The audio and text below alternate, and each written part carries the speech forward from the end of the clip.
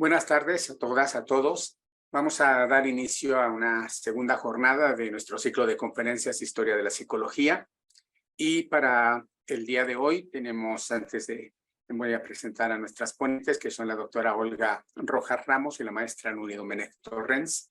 Voy a dar primero un agradecimiento a la división del Sistema de Universidad Abierta, la maestra Karina Torres, al ingeniero Jorge Gold y a la maestra Gaby Villarreal, y al proyecto PAPIT IN 401222 y al Seminario de Historia y Filosofía de la Psicología que organiza y coordina la doctora Soraya Monroy Nasser, por permitirnos hacer este tipo de eventos en apoyo a la asignatura de Historia de la Psicología a todas y a todos nuestros estudiantes.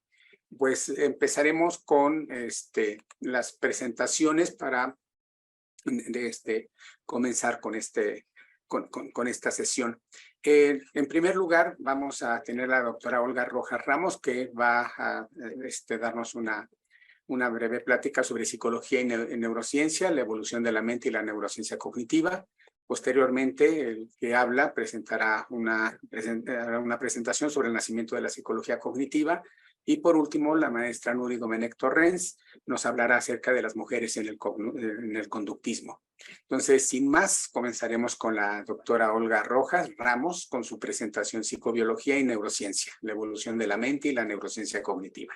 Adelante, doctora. Muchas gracias, doctor Rigoberto León, y gracias al seminario que siempre nos tiene presentes y siempre es un placer discutir y compartir mesa con ustedes. Bueno, si me permiten, voy a compartir pantalla.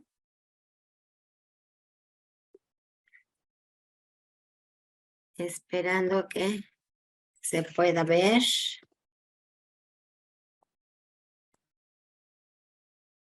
Entiendo bien que estamos con 20 minutos, ¿verdad, doctor?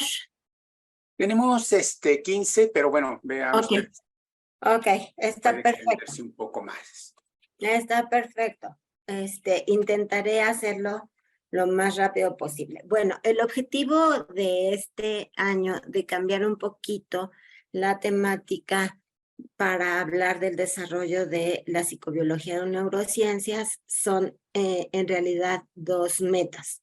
Uno, que siempre habríamos hablado solo de la parte de la neurociencia y habíamos hablado muy poco de la parte de psicobiología. Y dos, hablar o llegar al momento en el que estamos hoy, en cómo estamos investigando el procesamiento de lo cognitivo y lo mental. Entonces, bueno, sin más preámbulo, me apuro para poder ser eficiente con todo el tiempo. Bueno, pues como ustedes sabrán por sus excelentes clases de historia de la psicología, pues en los siglos XVII y XVIII se empieza a hablar de la relación mente-cuerpo. Anteriormente a estos periodos, en la antigüedad y en el Renacimiento, se hablaba más bien de la relación espíritu-materia.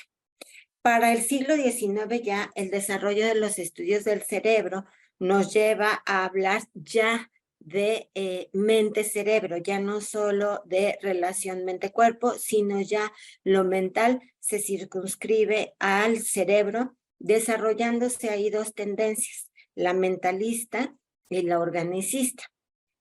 Ya en el siglo XX, entre 1900 y 1960, el desarrollo de la filosofía de la ciencia pone en discusión, ya en el centro de la discusión, al problema mente-cuerpo propiamente como un problema filosófico. Pero en la segunda mitad del siglo XX, las ciencias cognitivas traen a la escena la unidad ahora conciencia-cerebro. Es muy importante aquí recordar que Hipócrates se va a referir a la vida mental prácticamente como la vida emocional. Eso en la antigüedad. Desde esas épocas ya se hablaba o ya se tenían algunos elementos para empezar a hablar de lo psicosomático. Y me interesaba hacer esta referencia en este momento porque este es un primer intento para ver lo que ahora estamos retomando en el área de psicobiología, en el campo de psicobiología y neurociencias, como psicofisiología e interocepción. En el siglo XV es cuando se acuña el término fisiología como las causas de las acciones del cuerpo y se propone a la mente como una de esas causas. Obviamente, en el siglo XV no teníamos las herramientas que hoy tenemos, por eso lo que ustedes verán a lo largo de la charla es que retomaremos algunos de estos conceptos. El nacimiento ya del problema mente-cuerpo como tal se debe a Descartes. Y ustedes recordarán que una de las frases famosas de este filósofo pensador era que hay que dudar de todo. Este principio ya habla o ya trae al terreno de la ciencia esta relación mente-cuerpo y se vuelve importante para el campo porque lo que empieza a buscarse es justamente la relación entre lo material y esta otra esencia que es lo espiritual. Recordemos también que aunque estaba erróneo en la ubicación de Descartes, ya él plantea la necesidad de buscar un asiento de este mundo o de esta esencia no material y enuncia a la pineal, a la glándula pineal, como el espacio o el sitio en donde van a confluir tanto lo material como lo espiritual.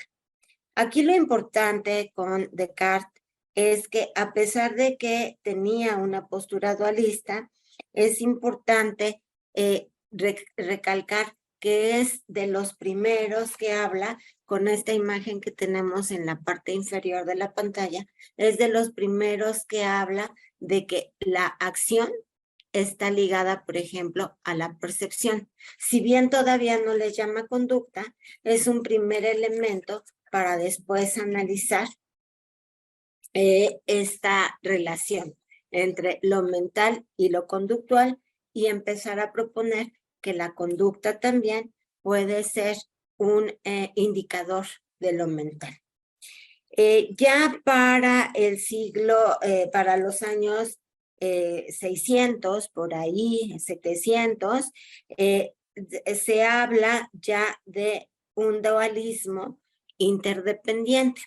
Y esto se vuelve interesante porque se empieza a ya plantear con el paralelismo psicofísico de Leibniz, se empieza ya a plantear la necesidad de empatar lo mental con lo fisiológico. Y es de ahí de donde empiezan a surgir justamente estas ideas en donde hay que recurrir al estudio del asiento o de la estructura material para entender lo mental, aunque la objeción de Leibniz, que es así conocida, lo que nos dice es que en realidad a lo que vamos a poder asomarnos a la hora de estudiar al cerebro es justamente al hardware, es decir, al cableado. Nos podemos asomar a la estructura, pero no nos podemos asomar y él plantea en su objeción que no nos vamos a poder asomar nunca a lo mental, que podemos conocer lo estructural, pero que lo mental se quedará como fuera del alcance de la ciencia. Recordemos que estamos en los años 1600, 1700. Para los años, para el siglo XIX ya aparece en escena este hombre que vino a revolucionar con su teoría todas las ciencias y que también tocó a la psicología. Aparece entonces en escena Darwin, y Darwin, aunque nunca se refirió como tal en sus escritos al problema mente-cuerpo, sí enuncia, es el primero en enunciar que la conducta puede ser una expresión de lo mental y que esa conducta además es sujeto de la selección natural como cualquier otro rasgo biológico. Ya con esto en la escena, empezamos a plantear un escenario justamente en donde la conducta como manifestación de la mente va a estar sujeta a las mismas leyes biológicas que cualquier otro rasgo fenotípico.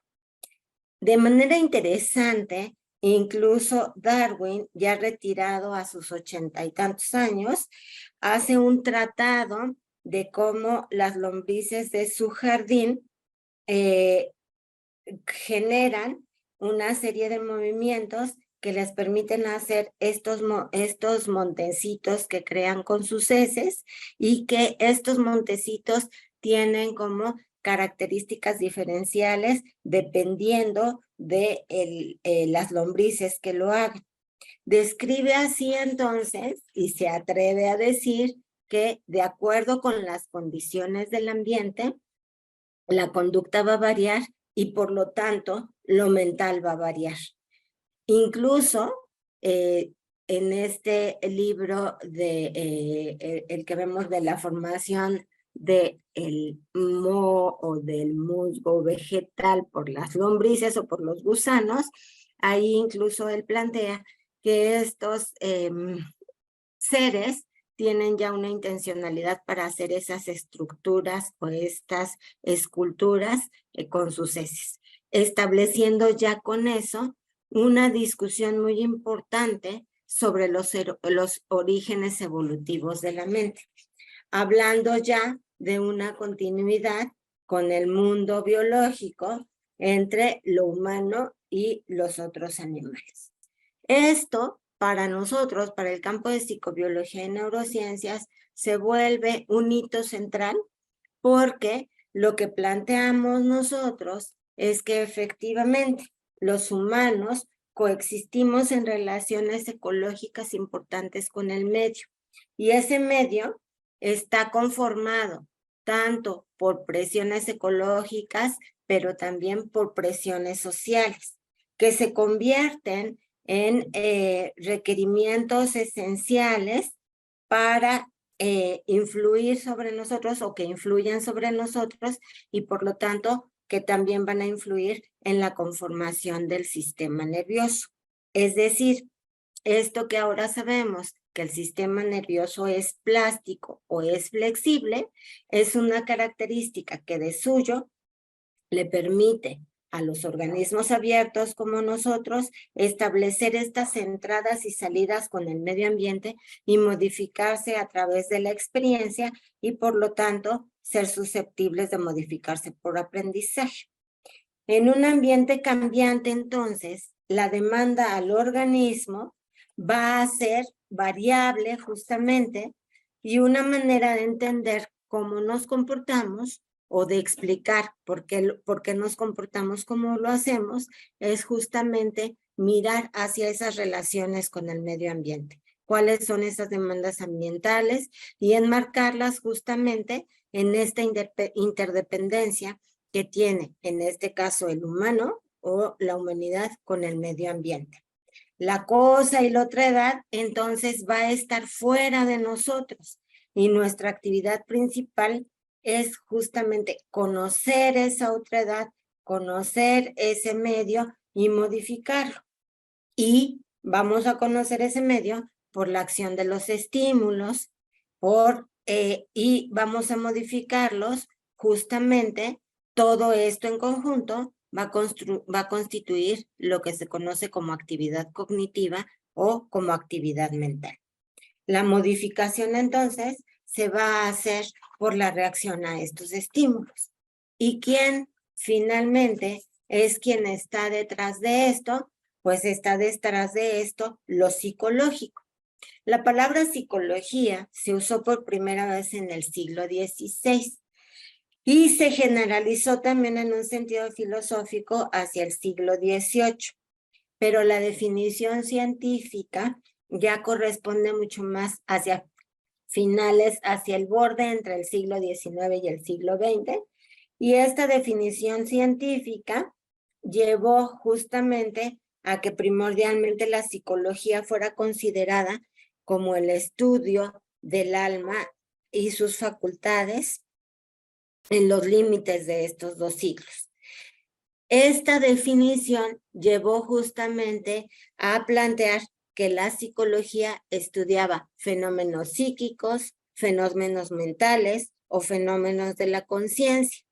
Y aquí quiero llamar la atención y quiero subrayar justamente esto de los fenómenos mentales y de los fenómenos de la conciencia, porque en ese momento del cambio de siglo, estas definiciones, todas estas definiciones compartían el hecho de que el objeto de estudio era siempre un fenómeno subjetivo, que por lo tanto no podían estudiarse de manera externa ni podían cuantificarse, y que además estos fenómenos representaban la expresión individual de la respuesta a los estímulos y de esas reacciones, representaciones, pensamientos, sentimientos, deseos, necesidades e intereses. En ese momento, en ese siglo, estos términos en realidad representaban el estudio de un fenómeno muy particular que se circunscribía a lo subjetivo y a lo individual, y dejaba fuera las estructuras funcionales, las motivaciones, y sobre todo dejaba fuera también las relaciones del medio o las circunstancias del medio que podían provocar esos fenómenos mentales y esos fenómenos conscientes. Esto creo, y aquí lo voy a decir desde una postura muy individual, que llevó a que en muchos ámbitos se rechazaran los términos mente y conciencia como objetos de estudio de la psicología. Cuando entra ya la psicología más científica, se empieza a pensar en que el cerebro puede tener algo que ver con estas representaciones, estos pensamientos y estos sentimientos y deseos. Y aunque pudieran ser cualitativamente diferentes, se pueden cuantificar. Ya para este mismo siglo, para 1800 más o menos, empieza también el auge de la biología como una disciplina científica. La primera vez que se utiliza la palabra biología como tal es empleada por Lamarck en 1801 y la define como la ciencia de la vida. Dicho así, la biología podría ser cualquier ciencia, incluida la psicología. Esta definición tan general que podía abarcar a todas las ciencias no era muy útil. Ya cuando empezó a evolucionar la técnica y los procedimientos para el estudio biológico y de demás ciencias, se pudo establecer un límite a la biología general, llegando a plantear que su campo de aplicación o su objetivo de la biología era establecer las leyes generales de los fenómenos vitales o de la vida, materia que constituye a todos los seres vivos, a los intercambios entre seres vivos, pero también con el medio que los rodea y a las consecuencias cuantitativas que los sufren. Allí empieza ya a surgir la importancia de la psicobiología como ciencia. ¿Por qué? Porque al plantear que tanto lo mental como lo conductual y como lo cognitivo pueden ser dispositivos o herramientas que nos permitan responder a esas demandas del medio ambiente, tenemos la parte psicológica, entonces, rodeada o con una función biológica. En este sentido, se empieza a plantear a la psicobiología como una ciencia que se ocupa de las estructuras y de las funciones biológicas, que en interacción con lo mental, que en interacción con el medio ambiente, van a generar los fenómenos psicológicos. Ya empieza a generarse un buen espacio para empezar a hablar de que la cognición y de que lo psicológico puede estudiarse desde un paradigma biológico.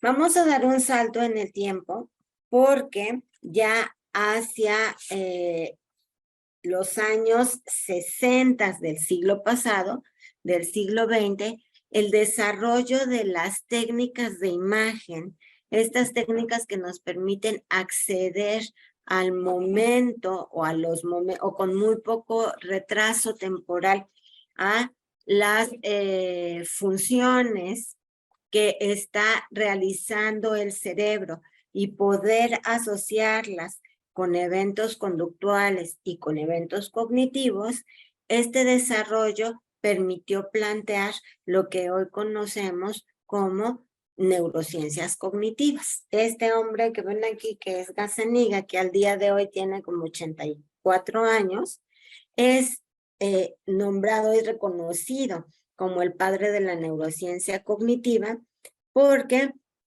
él empezó a plantear a partir de sus estudios con cerebro escindido, con separación de los dos hemisferios cerebrales, que el cerebro era esencial para lo mental, que no solo era un asiento de lo mental, sino que en realidad era en el cerebro donde ocurrían las funciones que iban a dar origen a lo que se conoce como cognición y como mente.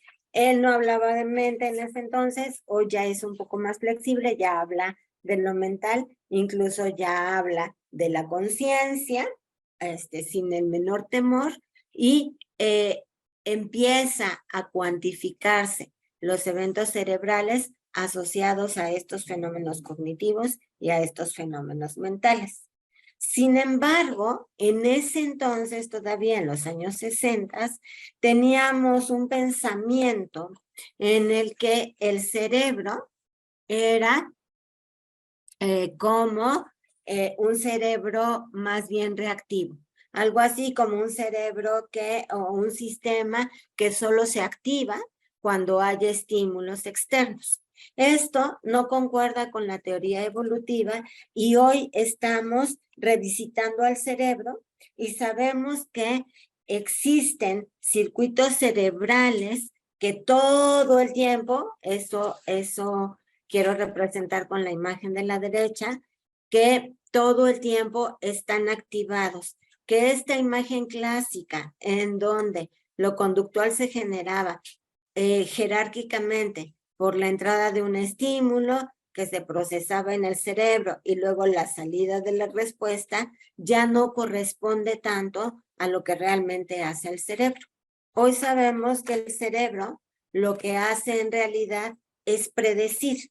Es un sistema predictivo que, debido a actividad que está ocurriendo todo el tiempo, haya estímulo externo o no haya estímulo externo, genera simulaciones y esas simulaciones son como plantillas de actividad cerebral, eso quiero representar con las imágenes de la derecha, que le permiten comparar con el input o con la entrada del medio externo.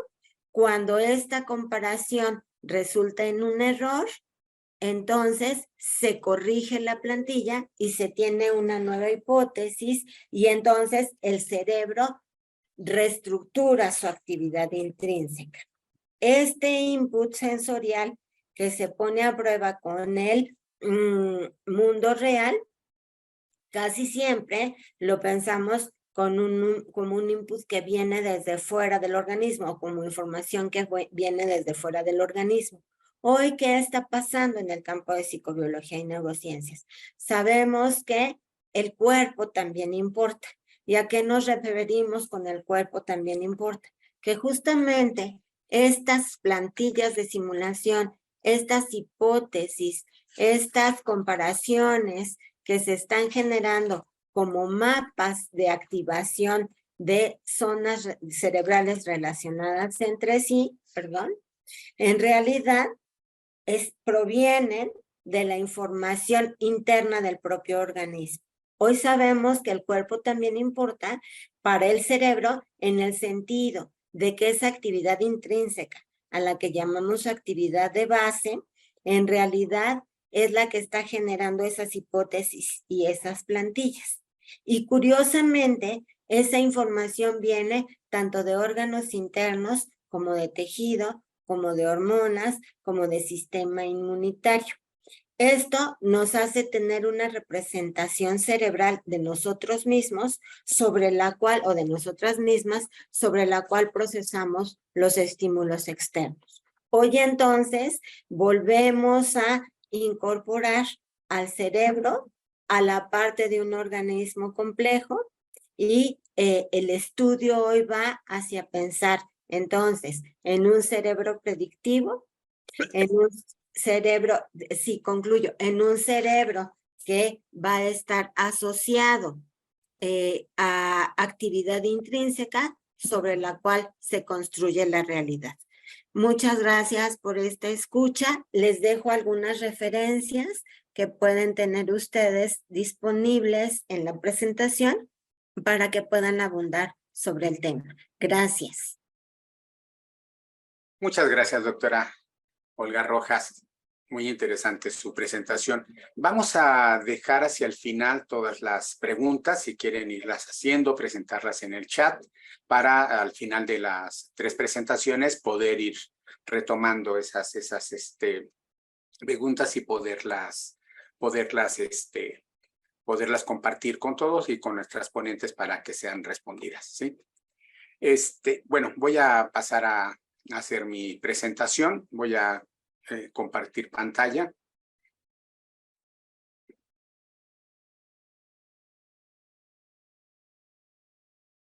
Ya.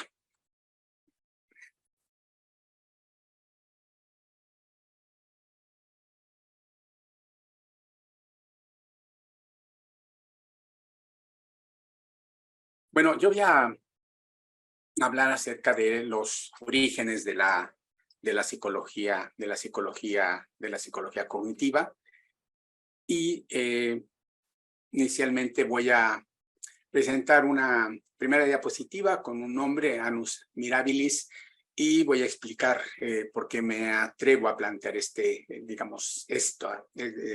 hacer una comparación. Annus Mirabilis fue una frase que le fue dicha a la obra de Albert Einstein en 1905. Ese es el Annus Mirabilis, el año maravilloso, porque en 1905 Albert Einstein publica 3 artículos y esos 3 artículos, como sabemos, cambiaron el rumbo de la física. Hubo una nueva forma de mirar la física, un cambio, una revolución entre lo que era una, digamos, mecánica clásica y lo que iba a ser la mecánica relativista, etcétera. Bueno, de esta manera también me atrevo a plantear que en 1956 fue un annus mirabilis para la psicología. En un libro de Newell y Simon, que es un libro clásico de Human Problem Solving, ellos dicen en un adendum histórico que hacen al final de una edición posterior de ese texto, ellos dicen 1956 podría tomarse como el año crítico para el desarrollo del procesamiento de la información, es decir, de este paradigma que es el procesamiento humano de información.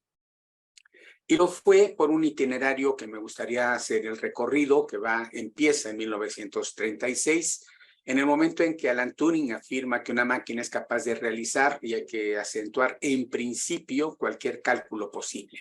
Son los orígenes de esta idea sobre, digamos, la máquina universal, una máquina que puede resolver toda aquella serie de problemas para los cuales está diseñada para resolver. En 1943, años después, McCulloch y Walter Pitts demuestran que las operaciones de una neurona en una red neural pueden representarse mediante un modelo lógico, un modelo básico que si podemos tomar ahora, digamos, en el sentido de un código binario, pues simple y sencillamente también podríamos establecer, digamos, una neurona y esta como activa o, digamos, apagada, ¿sí? O sea, prendida o apagada. En 1946, Norbert Wiener publica el libro Cybernetics o el control y comunicación en el animal y en la máquina. Y fundamentalmente en 1948, nos vamos a centrar en la siguiente diapositiva en este año, un grupo de científicos se reúnen en el Instituto de Tecnología de California para celebrar el Symposium los mecanismos cerebrales de la conducta, también conocido como Simposium de Hickson. Este recorrido, si ustedes lo ven, va desde esta idea central de Turing de que, digamos, una máquina puede resolver un conjunto de problemas para los cuales está diseñada para hacerlo, y su posterior, digamos, analogía con el cerebro, una máquina que puede resolver problemas y se está diseñado para resolver ese tipo de problemas, atravesando con, digamos, con toda esta relación, una cierta, digamos, también una cierta relación entre lo que va a ser el cerebro y la conducta. No están, digamos, alejados, como ya lo escuchamos con la doctora Olga Rojas. En el simposio de Hickson, los historiadores, como Gardner, por ejemplo, están de acuerdo en este año, en 1948, que este simposio crea una gran influencia por los trabajos que se presentan, una gran influencia sobre lo que va a ser el desarrollo tiempo después de la psicología cognitiva y de las ciencias cognitivas en general, ¿sí? Para Gardner y también para Miller, 3 trabajos que se presentan en ese simposio reorientan toda la investigación, tanto en cibernética, en inteligencia artificial, como en psicología. El primero de ellos es el de von Neumann, que diserta sobre la analogía entre la computación electrónica y el cerebro, esto que decía, que viene desde 1936 con el trabajo de Turing, en el cual ya llegando a este punto y hacer la analogía entre ordenador y mente, ya no suena tan raro viendo toda la serie de trabajos que estaban detrás de eso. Es decir, una representación de las actividades del cerebro en un sistema lógico, parecía ahora, digamos, básicamente que podía ser traducida esa actividad dentro de un lenguaje formal como el de, digamos, el de la lógica y ser representado, ¿sí? El segundo es un trabajo de McCulloch, ¿sí? Que presenta el trabajo intitulado ¿Por qué la mente está en la cabeza? Y es un trabajo bastante interesante, aunque parece irónico precisamente de suponer esta mente en la cabeza, y obviamente es una especie como de guiño hacia este nuevo constructo que va a ser mente-cerebro. Y por último, el trabajo que más revuelo causó en 1948 es el de Carl Lashley, que leyó la ponencia El problema del orden serial en la conducta. Para muchos historiadores, Lashley pone un gran clavo en el ataúd del conductismo, gracias precisamente a este trabajo en el cual lo que reta es de que no puede ser explicada una conducta serial por el antecedente, digamos, en una serie de conductas por la conducta antecedente. Debería de haber como tal una especie de representación global y una representación que debería de tener bucles de retroalimentación para tener ajustes.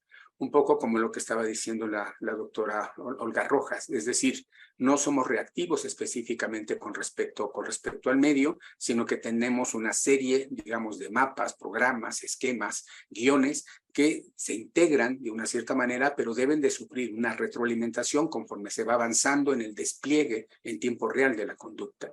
Entonces, digamos, el trabajo de Lashley causó gran conmoción, primero porque él era digamos, un miembro del cuerpo conductista, y en esta ponencia hacía una crítica para muchos, bastante devastadora en contra del conductismo, ¿sí?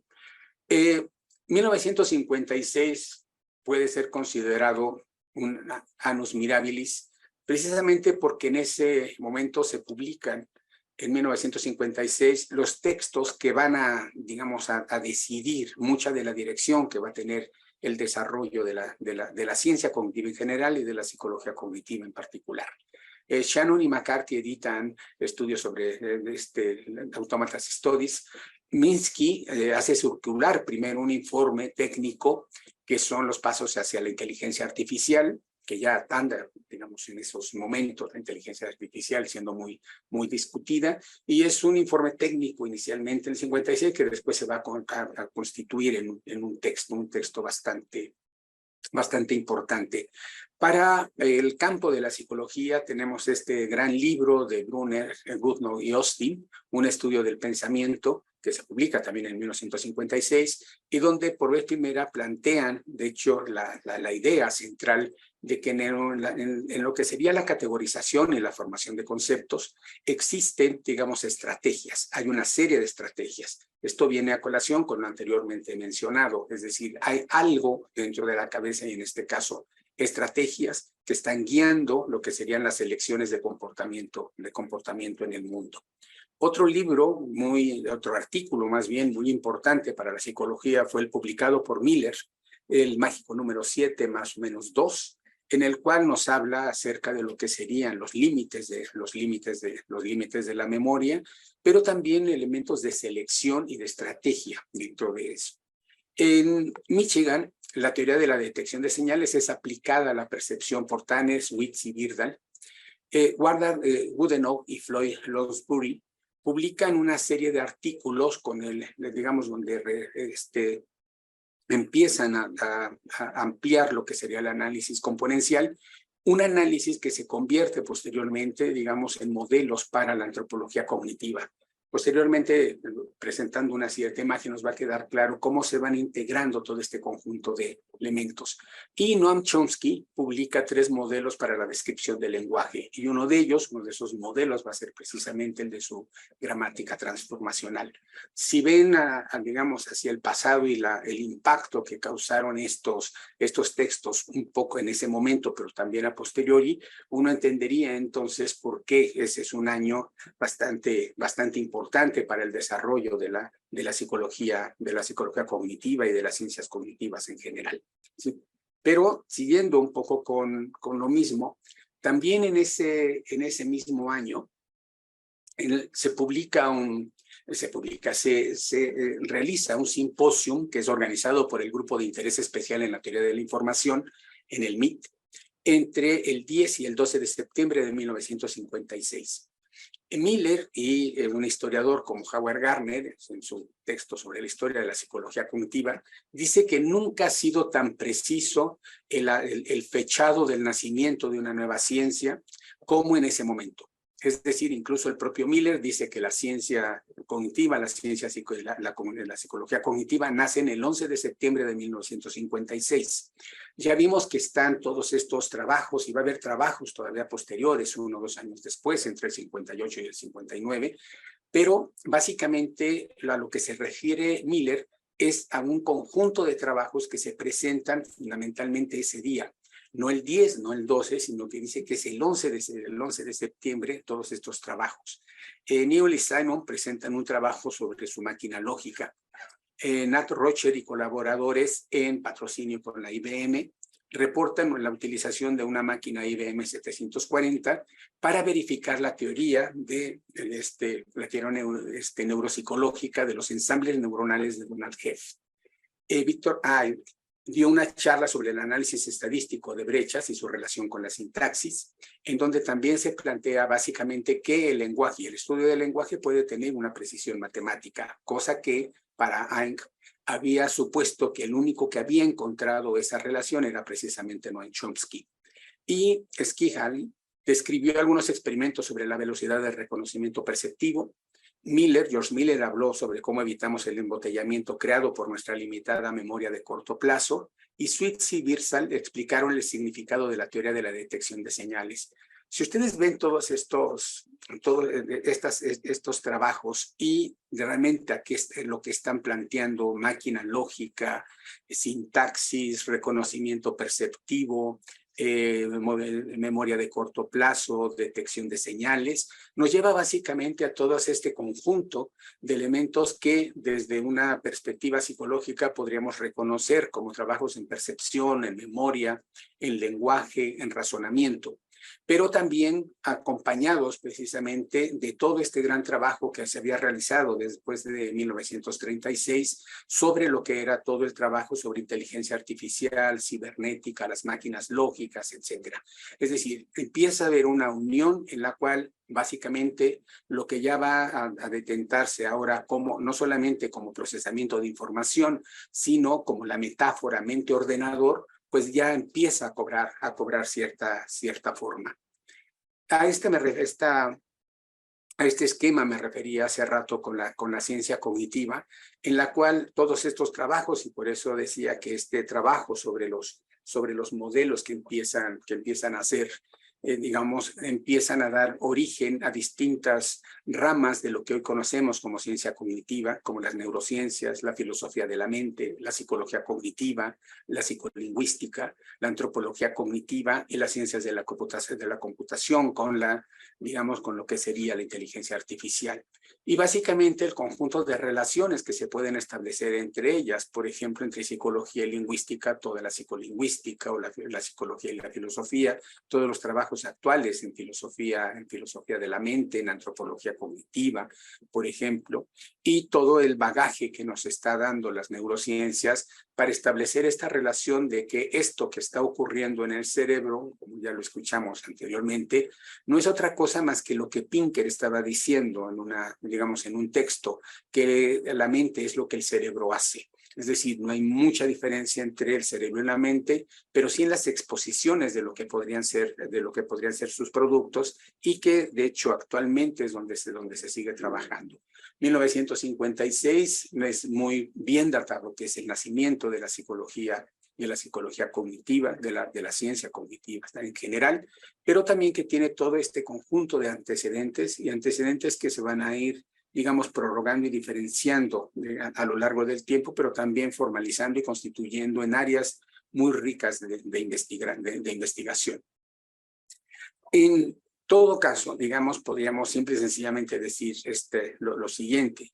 La psicología cognitiva es una contrarrevolución. En 1956 es una contrarrevolución, pero es una contrarrevolución en contra, digamos, del conductismo, suponiendo, y por eso se le llama contrarrevolución, porque el conductismo fue una revolución en la primera década del siglo XX en contra de la psicología que había realizado cierto tipo de trabajos, fundamentalmente, digamos, utilizando métodos como el de la introspección o generando cierto tipo de trabajos, retomando la conciencia y retomando ciertos elementos que no eran visibles, objetivos, etcétera. Ya sabemos por dónde iba más o menos el conductismo, pero fue una gran revolución, una revolución que incluso Vygotsky nos dice es una revolución que realmente plantea un nuevo método, una nueva forma de hacer psicología.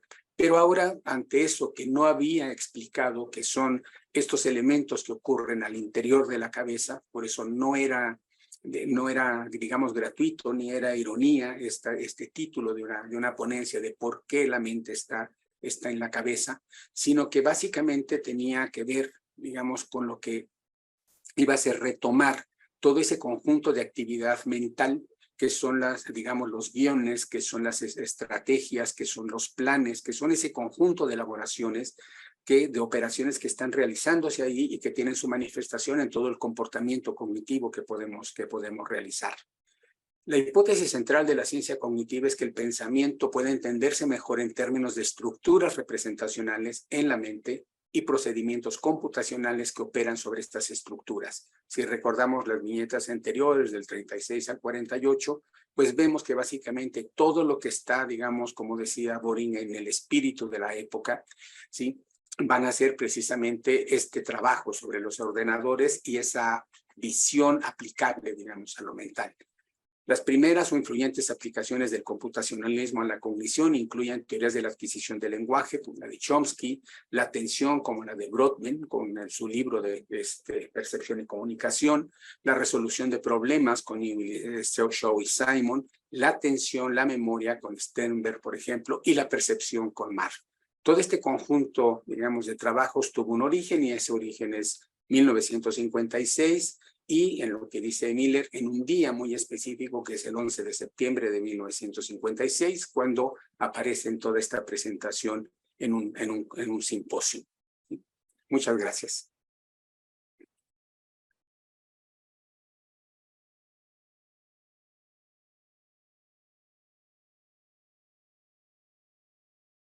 Bueno, vamos a dar continuidad con esta presentación a la maestra Nuri Domenech Torrens con su presentación, Las mujeres en el conductismo. Adelante, maestra. Muchas gracias. Voy a compartir pantalla. La voy a hacer grandota. ¿Cuál es? Presentación. Presentación. Positivas. Ok, ya se ve grandote. Bueno, no me toca a mí defender al conductismo nomás.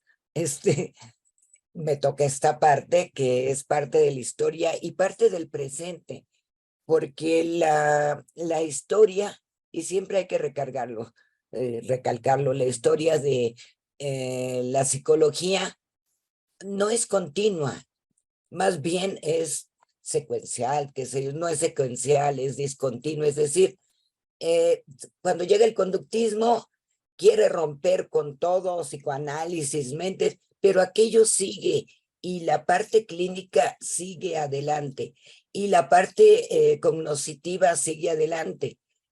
No es que muera una tradición, que es como le llamamos ahorita, para que surja otra, sino que sigue funcionando. Y bueno, en nuestra facultad sigue existiendo esta tradición conductista y hay muchos exponentes de ellos. Yo cuando decidí hablar de las mujeres en el conductismo, me referí primero a la historia y a eso me voy a referir primero, pero voy a dar un pequeño giro, no tanto a las mujeres que hicieron la historia de la psicología, sino a los que hoy día hacen la historia, en especial del conductismo, que es el tema que me tocó. Yo lo que creo es que pues la tenía fácil porque de las características del conductismo, muchas criticables, otras no, pero de estas características que tiene la tradición del conductismo, pues menciona que todos los organismos son iguales. Esto es, así como existen enfoques en la psicología que hacen serias diferencias entre hombres y mujeres, desde la perspectiva del conductismo, cómo se originó, cómo fue estructurado por su padre, que fue Watson, aquí sí no cabe duda, porque bueno, es el que lo puso en el mapa junto con William James, que no figura tanto. Encontramos un trato que debe de ser igualitario entre todos los organismos, y bueno, organismos masculinos y organismos femeninos. A decir de varios autores, esto es una cita que me encantó, es el conductismo una orientación teórica más neutral respecto a la consideración de la psicología de la mujer y de las diferencias sexuales, ya que no asume a priorísticamente la existencia de síndromes de personalidad o rasgos constitucionales diferentes, tal como lo asume alguna. Aquí se menciona ahí el psicoanálisis, yo diría la tradición psicodinámica o clínica, que es como solemos llamarle normalmente en la facultad. Sin embargo, a pesar de todo esto, a pesar de que es una característica constitucional y básica de este movimiento que es el conductismo, pues a pesar de esta gran concepción de igualdad entre hombres y mujeres, no se mencionan en la historia del conductismo muchas contribuyentes, ni siquiera por error. Desde Watson en 1913, cuando lanza su famoso manifiesto conductista, en donde dice cómo ve la psicología un psicólogo y nos habla de la conducta, pues lo que nos ha dicho es que somos iguales. Dice, todo bebé humano normal, bebé, niño, niña, tiene potenciales esencialmente similares, porque ¿quién tiene pruebas de lo contrario? Esto supone una declaración de principios sobre el propósito de analizar principalmente el refuerzo ambiental hasta descubrir su determinismo. Si tomamos en serio lo anterior, la tradición conductista tomará en cuenta el aprendizaje cotidiano y cultural solo desde el punto de vista de nuestra historia de contingencias, sin pasiones ni innatismos o estructuras de origen. un poco a la mejor, y no sé si le guste mucho a Rigo, a la manera vygotsquiana, interiorizando la cultura, porque bueno, no pertenece al conductismo, obviamente Vygotsky ni mucho menos, pero interiorizando la cultura que nos muestra a hombres y mujeres como diferentes, pero considerando como básicos los eventos ambientales que nos moldean y nos configuran la conducta de todos los organismos. Con las consideraciones antes expuestas, no habría razón desde Watson como papá del conductismo el considerar a algunas mujeres como mamás del mismo, aunque no lo hayan puesto por escrito o aunque no se mencionen por escrito. Y bueno, voy a utilizar nada más dos de las antiguas precursoras del arraigo del conductismo, y una es Rosalie Reiner, que fue coautora y colega de Watson y participó en el famoso experimento de Albertito, este experimento que fue tan criticado, obviamente, porque, bueno, no existía todo un código de ética como existe hoy, y le provocaron una fobia terrible a un bebé, que además era prestado, obviamente. A Reiner no le hacen mucha justicia, a pesar de que también escribió lo suyo. Reiner y Watson contraen matrimonio, y bueno, esto es un escándalo porque pues tenía esposa. Watson se divorció para casarse con Reiner, pero lo que le toca a ella ya cuando se casa con él es hacer la investigadora, de ser investigadora y autora de artículos, a ser la esposa de Watson. Y la verdad es que fue una mujer que incluso publicó y hizo cosas por el conductismo. Watson no reconocía el potencial de las contribuciones de las mujeres, y esto, bueno, Janus nos dice que está por escrito, y él tenía el argumento de que ellas nunca habían sido entrenadas en las habilidades que aseguran el éxito en carreras altamente competitivas. Esto me decepcionó bastante. Yo admiro bastante a Watson, además era guapo. Y bueno, pues resulta que minimiza el papel de la mujer cuando esta mujer le ayudó en sus estudios.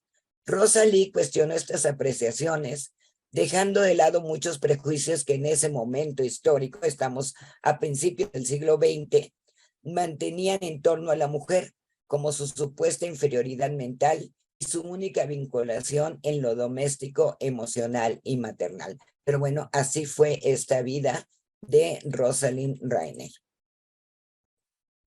Otra mujer que me llamó mucho la atención es Mary Coover Jones. Un psiquiatra sudamericano estadounidense, Joseph Wolf, la apodó la madre de la terapia de la conducta, cosa que obviamente pues no es muy conocida.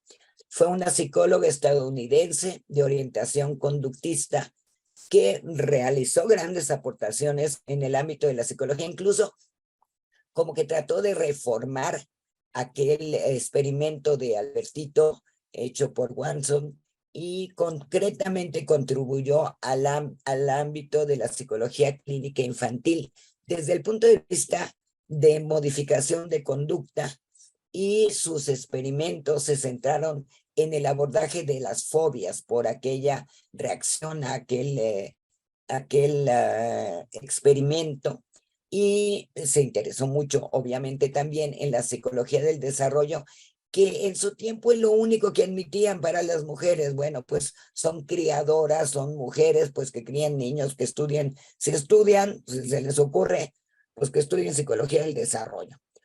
Una de sus aportaciones más destacadas en el ámbito de la psicología es la técnica de desensibilización sistemática. Y esto ha sido una técnica muy utilizada, y bueno, es utilizada en un tipo de trastorno de ansiedad. Las fobias específicas, al ruido de las mariposas, a las alturas, y se basa en un principio que le llaman contracondicionamiento. En este sentido, Mary Coover Jones fue la primera en utilizar el contracondicionamiento con el objetivo de abordar las fobias, aunque fue su compañero psicólogo estadounidense Joseph Wolf quien popularizó el término en el marco de esta desensibilización sistemática. Le hicieron obviamente más caso a él. Sí, es muy proselitista mi presentación, pero vamos viendo cómo se cocían las habas en ese tiempo, que esperamos que ya no se cuezan del mismo modo. En los años siguientes, Jones desarrolló un estudio con el pequeño Peter, no es Albertito, un niño de 2 años y 10 meses, con fobia a los conejos, las ratas y los abrigos de algodón. No se dice si había sido inducida, pero bueno, trae esas fobias. Ella utilizaba imitación social, condicionamiento, y bueno, hay un estudio muy famoso de ella, que es el estudio de crecimiento de Oakland, que se inició en 1932, ya hace un ratito, y se diseñó con la finalidad de seguir a un grupo de 200 estudiantes de quinto y sexto grado, es decir, desde la pubertad hasta la adolescencia.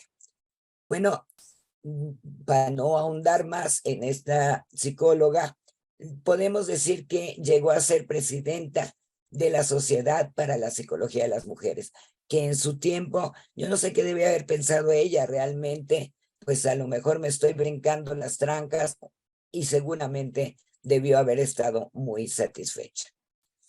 ¿Y qué hay en México? Para esta presentación, la verdad es que decidí no traerles a todas las precursoras del conductismo, incluso en nuestra facultad, sino a esas hormiguitas que han estado trabajando en temas conductuales, hormiguitas como Olga, que publica y que escribe, y que algunas se mantienen muy calladas. El problema que yo tuve aquí es descubrir qué tanto hacen, quiénes son. Y bueno, me traje nada más algunas y extendí el relato, no nada más al conductismo, ya que nuestro departamento se llama Coordinación de Ciencias Cognitivas y Conductuales, pues bueno, se hace un poquito de amalgama, están en el conductismo, están en la cognición. Aquí tenemos a Alicia Roca Corrodán, con 14 publicaciones. Podría haber puesto las publicaciones, pero es lo único que encontré. Con trabajos encontré su foto, la conozco bien, como que han sido un poco tímidas en poner todo lo que hacen. Y bueno, ella ha estudiado varias cosas y entre ellos intervenciones conductuales para personas diagnosticadas con problemas severos de desarrollo y efectos de los estilos de comunicación y los estilos de negociación en la satisfacción de la pareja. Es decir, trata a hombres y mujeres en pareja y ha sido muy interesante lo que ella escribe. Sigue Laura de Los Ángeles Acuña. Ella sí tiene un blog, ella sí tiene todo el currículum metido en internet. Y bueno, obviamente no iba a ser injusta poniendo todo lo de Laura, tendría que hacer una presentación de Laura, que es alguien que admiro mucho, igual que Alicia, porque trabajan en el laboratorio, que hasta hace poco era el laboratorio de Carlos Brunner, ya se jubiló, supongo que llegará a ser el laboratorio de Laura Acuña, y bueno, sus líneas de investigación, factores que determinan la estimación en la talla corporal de terceros, y bueno, ahí las tienen. Ella sí, absolutamente conductista, pero ha trabajado mucho con humanos. Incluso tiene una investigación de diferentes tipos podemos decir, de clasificación. Es utilizando una prueba de BEM en donde nos dice si el hombre o mujer encuestado es femenino, masculino, andrógino, que ya se usa mucho la palabra afortunadamente, o indiferenciado, que de ninguna manera quiere decir, y no tendría nada malo, pero en ninguna quiere decir que no tenga definido el sexo, sino que no lo toma en cuenta, tanto cambia bujías como cose un pollo, como hace diferentes cosas de hombres y de mujeres. Y un poquito más que el mismo andrógino. Tenemos después a Brisa Gutiérrez Ortegón, que bueno, la tengo aquí recibiendo un premio a la mejor tesis, que trabaja básicamente en análisis conductual de la conducta, efectos del entrenamiento en diferentes niveles de variabilidad sobre la variabilidad operante en ratas. Trabaja directamente con animales, que es muy del conductismo. El conductismo no se ha muerto. Ella está en la Facultad de Psicología trabajando en esto. Seguimos con Patricia Romero. Actualmente es jefa de la coordinación del Departamento de Ciencias Cognitivas y Conductuales en la facultad. Es una mujer muy activa, muy movida, también con publicaciones. Y bueno, en últimas fechas, bueno, ya como jefa de departamento, ha hecho una comisión de transversalización del género, es decir, visibilizar el género en las diferentes materias o asignaturas de la coordinación de ciencias cognitivas y del desarrollo, y creo que está haciendo una buena labor. Yo espero, me invitó a estar en esa comisión, yo espero que convencerlas de que sean más activas en divulgación de lo que hacen. La foto, me perdonan, fue una junta que tuvimos porque en internet no encontré ninguna de ellas. Me mandan un chat. Me quedan 3 minutos, ya voy a terminarlo. Ahí, pero me quiero ir para atrás. Anterior.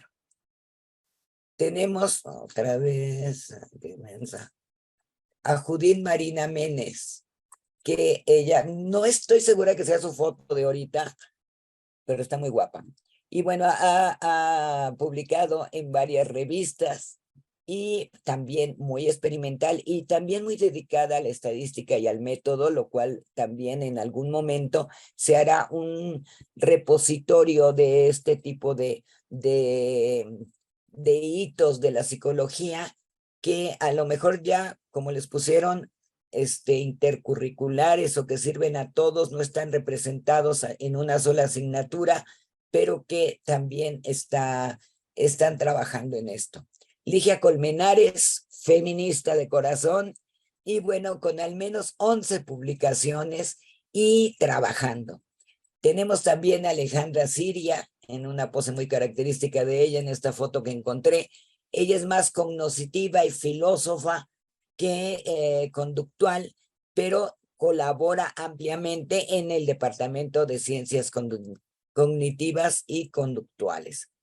Y bueno, está mi buena amiga profunda, María Concepción Morán Martínez, que es más del tipo conductual cognoscitivo, en el sentido que ella se ha abocado más al estudio de las artes, fusionándolas con la psicología, en especial la música. Ella misma es música, y bueno, lo que hace es investigar y relacionar ambas partes. No hablo más de ellas, solo les digo que sin orden de antigüedad, porque encontré poco, con la promesa de que voy a seguir investigando y que quiero que cada una tenga su blog, pero con la misma importancia todas estas académicas que hacen de la facultad el mejor lugar para estudiar. Y el mejor lugar para estudiar, y que tienen que pasar a la historia. Esta clase es de historia, esto es de historia, pero son las que hacen la historia y la seguirán haciendo en nuestra facultad. Y bueno, pues esto es todo. Rapidito para no cansarlos. Ok, muchas gracias. Bueno, déjame dejar de compartir para que nos veamos. Ok. Bueno, si gusta, no sé si tengamos algunas preguntas que estén en el chat. Ingeniero Gold. Preguntas, no, algunos comentarios. Si gusta, ahorita se los pongo aquí en el chat para que los lean. Ah, ok.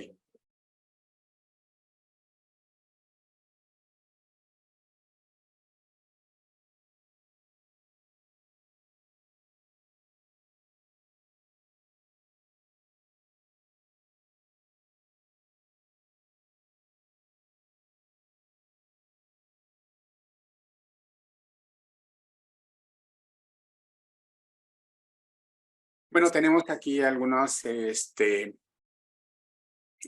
comentarios de Manuel Ayala, de Paraguay. Dice, buenas noches, saludos desde Paraguay.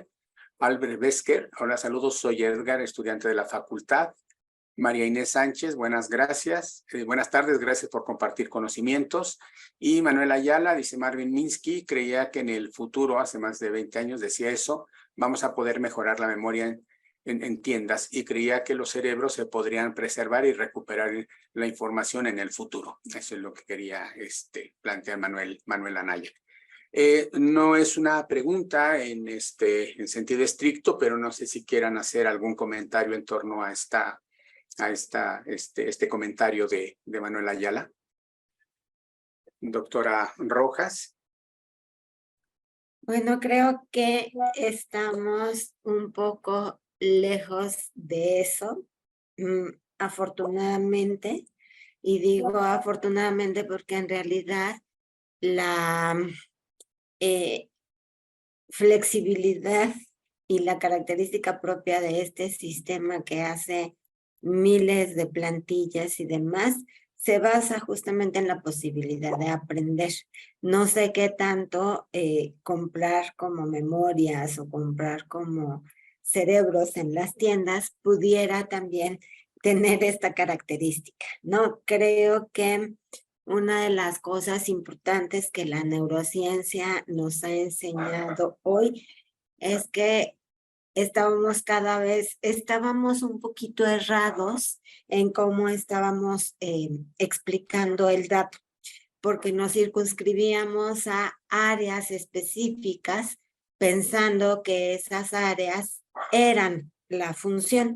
Y hoy sabemos que en realidad las funciones pues son producto de una serie de conexiones a la que se le llama justamente conectividad cerebral y que tiene también que ver con una característica muy dinámica que está variando en el tiempo y que hace muy versátil a este sistema. Okay. No sé si quiera compartir algún comentario, maestra Domenech. Pues no tengo tanta información como Olga.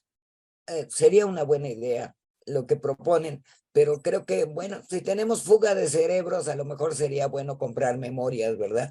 Pero afortunadamente ya hay mucha divulgación y eso me parece fantástico. Es como comprar la memoria de otro o comprar el cerebro de otro.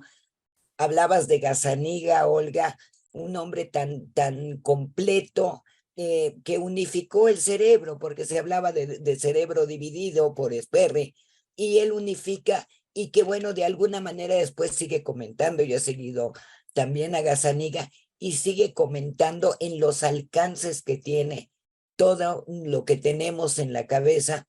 Me encantó que lo mencionaras, igual que a Descartes, que considero un feminista. Él traducía sus textos del latín, que era lo obligado, al francés para que lo pudieran leer las mujeres, y se carteaba con ellas y reformó algunos textos con las aportaciones que tenía ella. Eso me encantó de tu presentación, Olga. Y bueno, pues compremos memorias, leamos más sobre cómo trabajan estos grandes cerebros. No nomás el de Einstein fue grande, estos grandes cerebros. Sí, tenemos otro comentario de Lourdes Pérez. Dice, ¿por qué se menciona muy poco las aportaciones de los filósofos dentro de la historia? Creo que será dentro de la historia de la psicología. Yo creo que no. Nosotros tenemos toda una materia de filosofía, pero también es filosofía de la psicología. Cuando se hizo el nuevo currículum, no se planteó el tener materias que hablaran de todo. O sea, en la historia de la ciencia, pues sí, mucho gusto, pero en la psicología, ¿qué? La filosofía de la ciencia. Y sí se mencionan también, y siguiendo con el tema, pues para eso lo traje, se mencionan pocas mujeres filósofas, pero sí quien inspiró a cada uno de ellos, que viajamos a hombros de gigantes, tuvimos antecesores en todas nuestras tradiciones, en la psicología, en el cognoscitivismo. Hay mentes brillantísimas que hicieron el cognoscitivismo, y mentes muy brillantes que hicieron el conductismo, y inclusive bueno, toda esa parte clínica. Y sí, hay una materia en la Facultad de Psicología que es filosofía de la psicología, y que bueno, también hacemos este tipo de conferencias. Ojalá que nuestro amigo de Paraguay nos siga en algún momento o haga un intercambio y venga para acá. Bueno, voy a permitir hacer un comentario con respecto a esto. No se olvida, de hecho, toda la currícula y fundamentalmente la asignatura de Historia de la Psicología tiene todos los antecedentes de la filosofía. La doctora Alba Rojas estaba mencionando a Leibniz, por ejemplo, Descartes, lo mismo que Baruch Spinoza. Y básicamente a veces parece que nos quedamos hasta ahí, pero no olvidemos que hacia el siglo XX, todo lo que, bueno, al propio Auguste Comte, por ejemplo, y posteriormente todo el trabajo que hace el Círculo de Viena, ¿sí? Con todo el trabajo del neopositivismo, por ejemplo, o sea, empieza a, digamos, a ilustrar muchas de las problemáticas que en la actualidad, o sea, tenemos.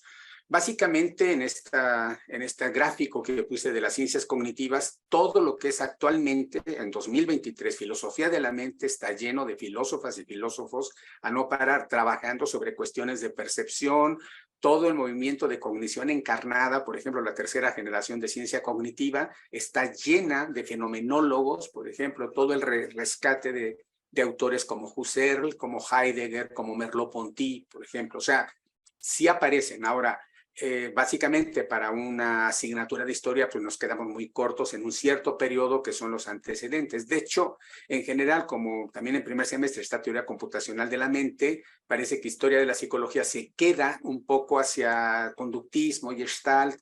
Por ejemplo, ni siquiera aborda, digamos, tampoco la psicología genética, puesto que en segundo semestre hay una materia específica sobre Piaget, o, digamos, de la vertiente rusa, en el cuarto semestre está la psicología sociocultural de Vygotsky, por ejemplo, y en la cual estoy de acuerdo con la maestra Nuri Domenech. Yo siempre he dicho que Vygotsky es un conductista social, ¿sí?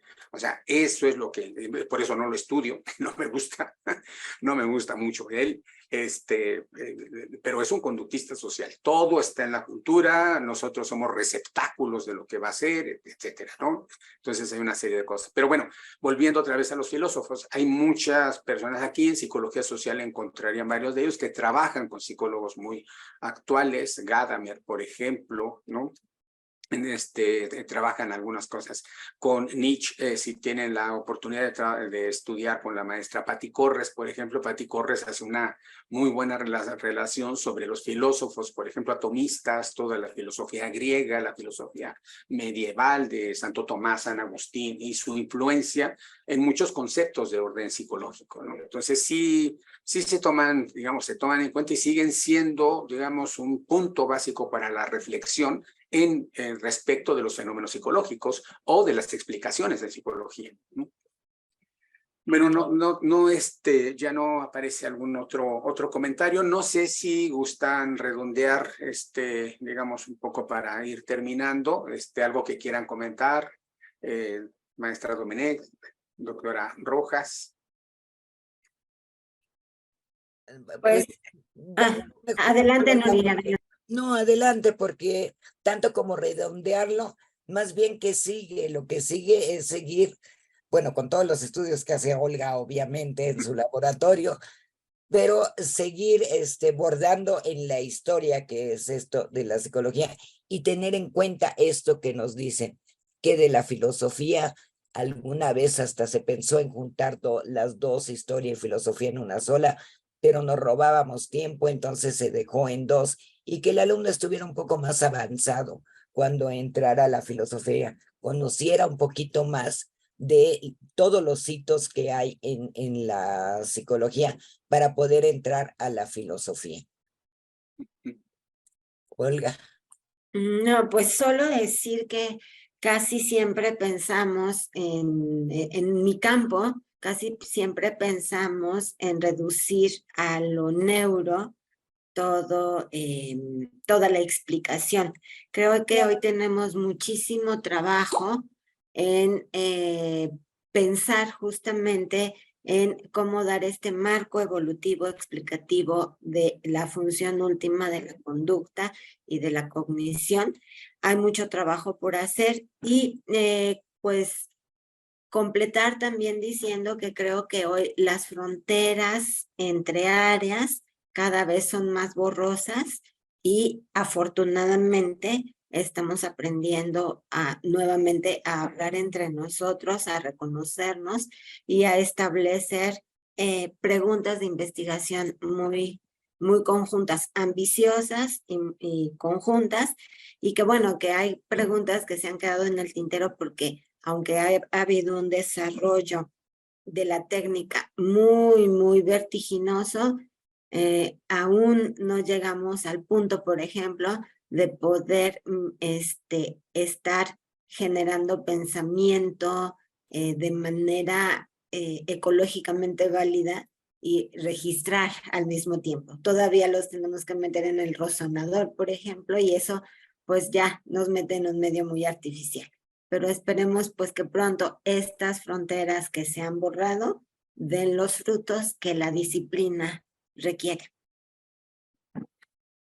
Y bueno, para seguir un poco en ese, tenía razón la maestra Nuri Domenech.